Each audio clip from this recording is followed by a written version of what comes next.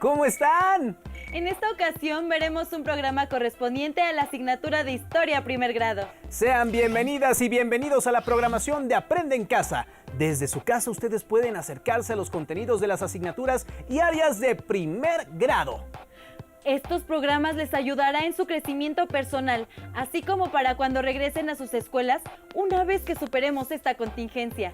Pues bien, como ustedes alguna vez habrán oído, vivimos en un mundo globalizado que influye en todos los aspectos de nuestra vida cotidiana.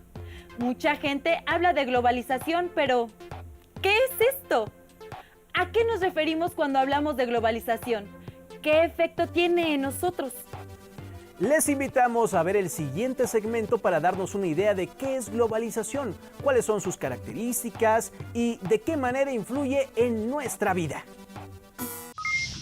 La globalización es un fenómeno sobre todo de mercado, pero que va acompañado también de posiciones o de elementos culturales. Es un proceso que viene de siglos atrás, pero que se ha dado particularmente ahora, porque con la destrucción del bloque soviético, con la desaparición de la Unión Soviética, con el triunfo del capitalismo occidental y de la tecnología occidental, ahora sí, literalmente, pueden llegar a cualquier parte del globo esas empresas que se lo propongan. Ahora sí, el planeta realmente es uno solo y las comunicaciones. En la globalización del pasado, los que tenían conocimiento del resto del mundo eran una élite, unos poquitos. En fin, Colón pertenece a un grupo muy chiquito, pero en cambio ahora cualquiera de nosotros se mete al internet y puede entrar en contacto con una persona que esté exactamente en el otro extremo del planeta. Entonces ya no hay misterios. Para mí es la comunicación. Esa es la globalización llegada a su punto máximo. La globalización está generando una serie de valores, muchos de ellos relacionados con el consumismo. Desde las prendas de vestir hasta los hábitos alimenticios, pasando por la definición de belleza física, entre otros. Todos imponen una manera única de pensar y actuar. Por ejemplo, que los ejecutivos vistan de traje y corbata y los jóvenes de mezclilla, que todo el mundo use el celular, o que en todos los países se venda el mismo refresco de cola. ¿Qué tal los efectos de la globalización cultural? Así es, impone hábitos de masas. Por ejemplo, una forma homogénea y estandarizada para vestirse a nivel mundial. O incluso de formas de pensar y actuar que trascienden fronteras. Pero, ¿cuáles creen que sean los efectos positivos o negativos de la globalización? Para que quede claro, los invitamos a ver el siguiente video.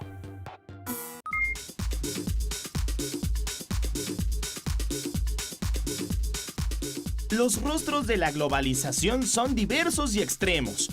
En la era global nos encontramos con poblaciones que tienen acceso a servicios de salud y educación de calidad y a la alta tecnología. Pero también hay amplios sectores que ni siquiera cuentan con la mínima atención médica y educativa. Anota en tu cuaderno los aspectos positivos y negativos que se mencionarán sobre la globalización.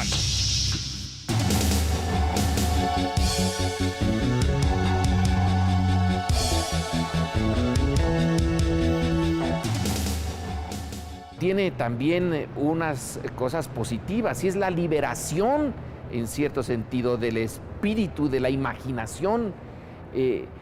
Ya no estamos atados a anclas geográficas, a fronteras que no se pueden pasar, los movimientos migratorios con pasaporte o sin pasaporte, porque son invitados o porque van en contra de las autoridades, son enormes. México lo está viviendo. Una buena parte de los mexicanos simplemente se van a otro lado. Que los quieran mucho, poco, nada, es otra cosa, pero se mueve, el mundo se está moviendo muchísimo. Entonces hay también el sentido de responsabilidad global. Ahora el planeta, somos responsables por el planeta en su conjunto. Se siente la responsabilidad global frente al calentamiento, por ejemplo, del planeta.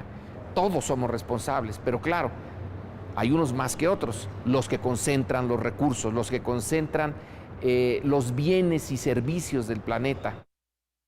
Es un fenómeno muy contradictorio, que requeriría mucho tiempo analizarlo. Tiene cosas muy positivas, pero también está en lo cotidiano, poniéndole nuevas restricciones a los individuos, sobre todo a aquellos que pueden defenderse menos, a los que tienen menos acceso a los recursos. El mercado está hecho para ser eficiente, no para ser justo.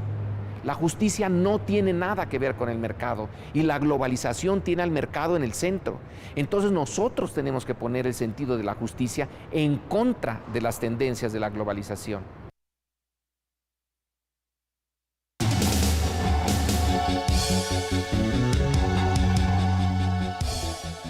Los aspectos negativos creo que son bastante claros.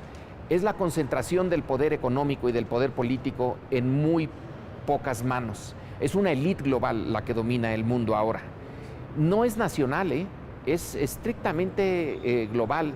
Son las enormes concentraciones de dinero, de recursos. Esto impide la libertad de muchos, no de la antigua manera en la cual un ejército y un país se imponía sobre el otro. Ahora es la limitación de la libertad por los monopolios, por una gran monopolización. También es la destrucción de ciertas formas de vida, culturas locales muy débiles. Pero a lo mejor esto es inevitable.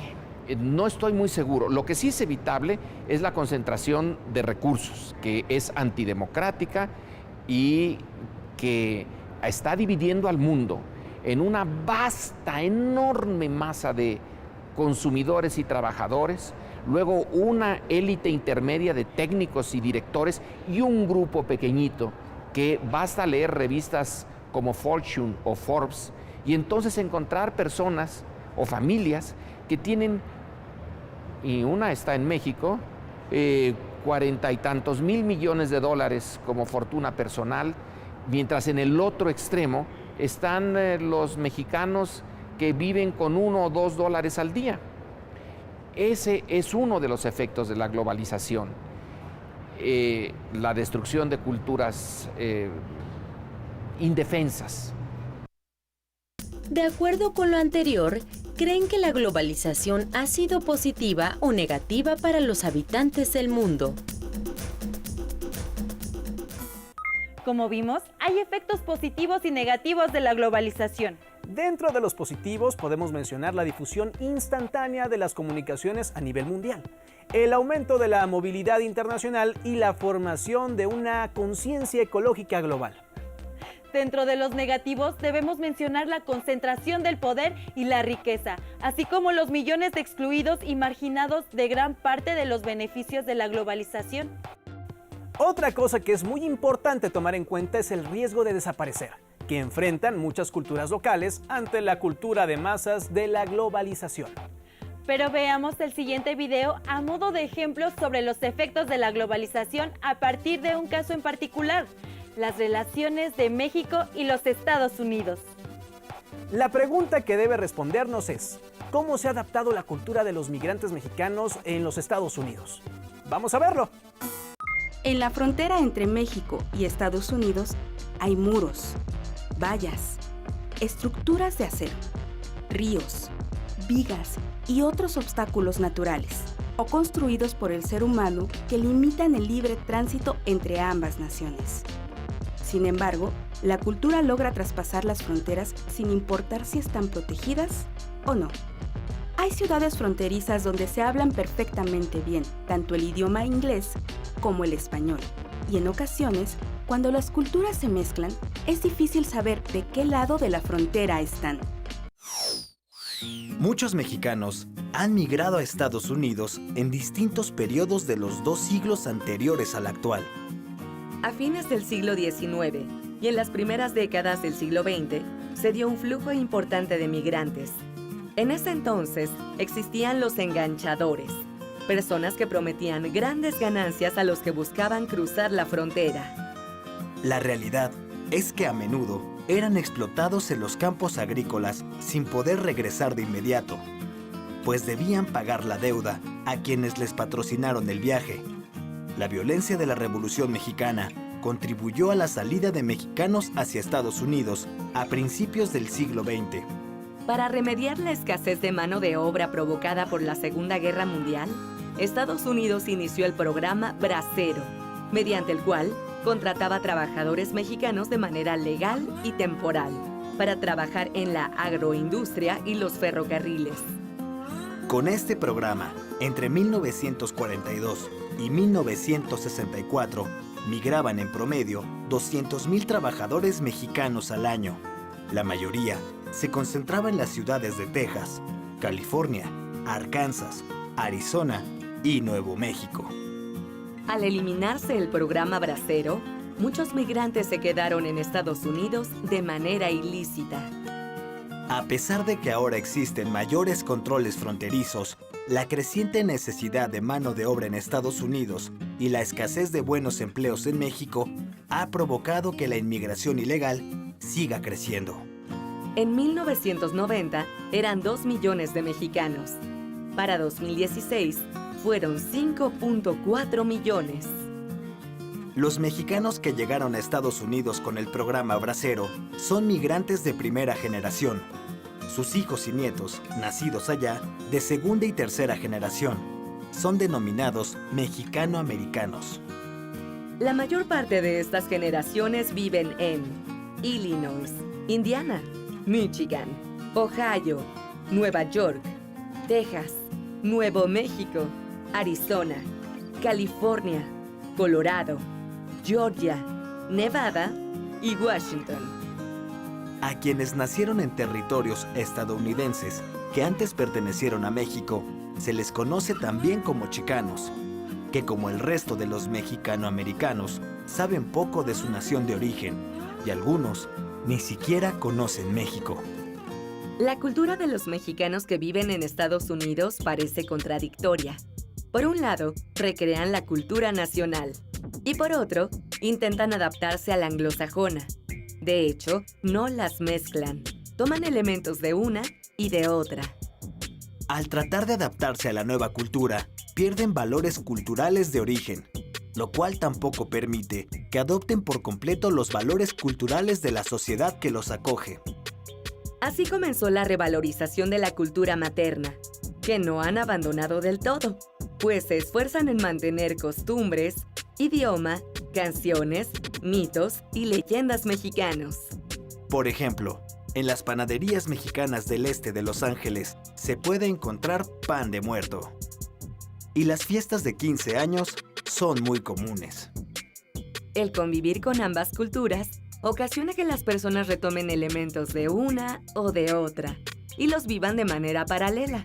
Por ejemplo, en los juegos infantiles es posible escuchar indistintamente a la víbora de la mar y London Bridge. O que en las fiestas de cumpleaños se canta por igual las mañanitas que Happy Birthday. En cuanto a la religión, algunos migrantes conservan sus propios símbolos, como la veneración a la Virgen de Guadalupe, y otros se inclinan por religiones protestantes. La tortilla, elemento característico de la gastronomía mexicana, es consumida por varios sectores de la población, aunque en ciertos lugares colorean la masa para hacerla más atractiva.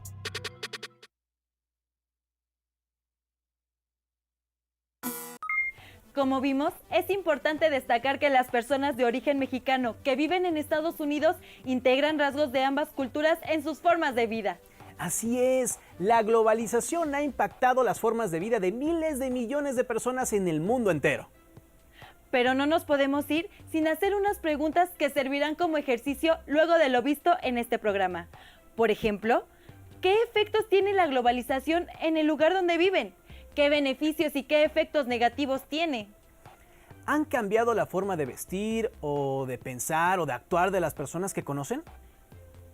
¿Cómo ha cambiado la cultura de su comunidad por el efecto de la globalización? Respondan individualmente a estas preguntas y guarden las respuestas en su carpeta de trabajo. pero no podemos irnos sin antes invitarles a que trabajen la paciencia y el respeto a los demás. Desde luego, el estar tanto tiempo en casa puede ser una oportunidad para mejorar aún más nuestras relaciones familiares. Y para eso es necesario ante todo ser pacientes y colaborar entre todos. Bueno, ahora sí es momento de despedirnos.